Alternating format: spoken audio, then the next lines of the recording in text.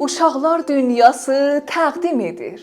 Məstanə Sadəqiyəm və bu gün Azərbaycanın ən gözəl nağıllarının birini, Sırlı Dolçanı sizə oxuyacağam. Hazırlayan Babək Meynəği və kitabın yayanı İntişarat-ı İlqardı. Azərbaycan nağılları. Sırlı Dolça. Biri var idi, biri yox idi. Bir padişah və onun aman zaman bircə qızı var idi.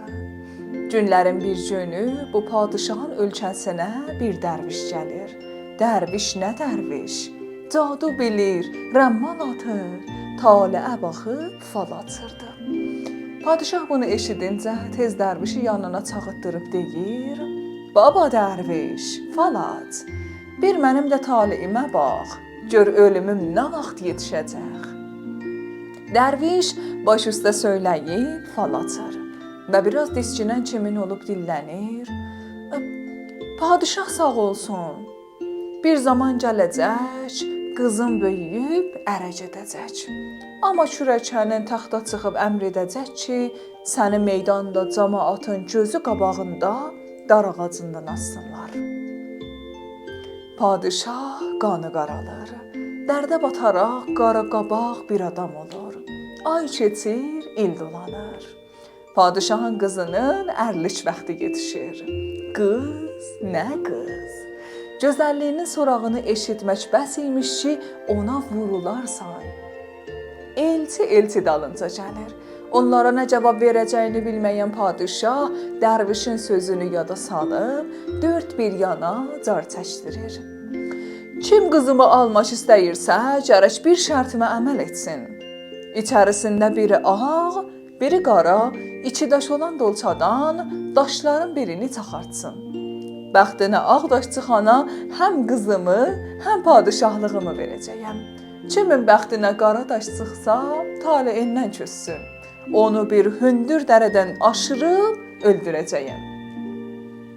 Sonra padişah dolçanı götürüb, içinə xəlvətdə bir cüt qara daş atır, ağ daş atmır. Dörd bir yandan gələn əsli nəsəbli şahzadələr, adil igidlər, yetkin oğlanlar bəxtlərini sırıyır. Ancaq dolçadan qara daş çıxadırlar. Padişah da onları bir-birindən ardınca ölümə məhkum edir. Elə olur ki, padişahın qızı dolçanın sırrını öyrənir. Amma nə xeyr, atasının qorxusundan dinə bilmir.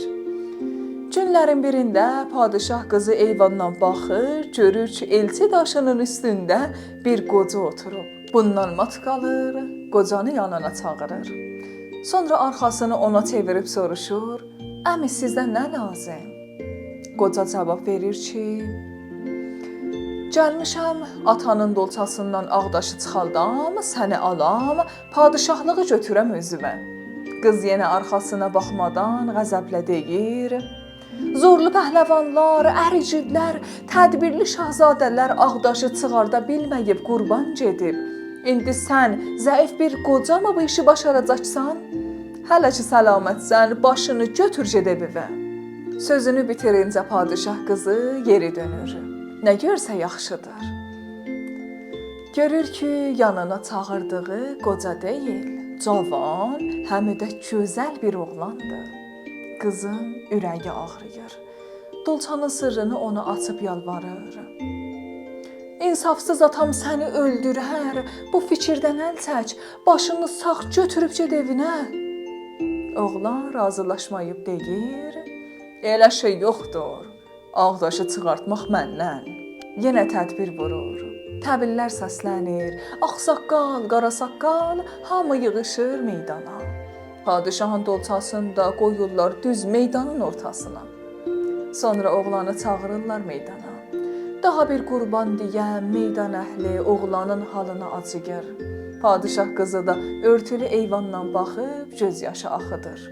Oğlan axır ki əlinə dolçaya sallayıb daşı çıxardır. Ancaq onu ovcunda sıxdığından heç kəs bilmir ki, hansı daşı çıxardıb.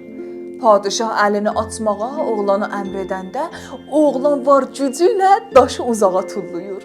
Oğlanın əl qolunu bağlayıb daşı axtarırlar. Ancaq tapa bilmirlər. Padişah qarışıq, qalırlar mat-məəttəl. Bu vaxt oğlan deyir: "Ay cəmaət, eşidin, bilin. Mən Ağdaşı çıxardıb sevindiyimdən tullamışam. İnanmayanlar gedib dolçanı yoxlasın. Görsünlər orada hansı daş qalıb."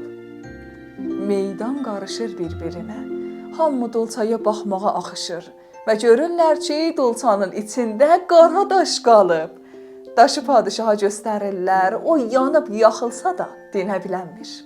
Oğlan padişah qızını alıb taxta çıxır. Sonra köhnə padişahın hiləsini hamıya çatdırır və əmr edir ki, zalim padişahı cəmaatın gözü qabağındaca dar ağacından assınlar. Bax beləcə başqasını öldürən öz ölümünü tələsdirir. Siz də sevdiyiniz ən gözəl nağıllardan, kitablardan, oyunlardan və şeirlərdən video çəkib və bizə göndərin ki, həm öz adınıza bizim kanalımızda yayılsın, həm də bizdən hədiyyə alın.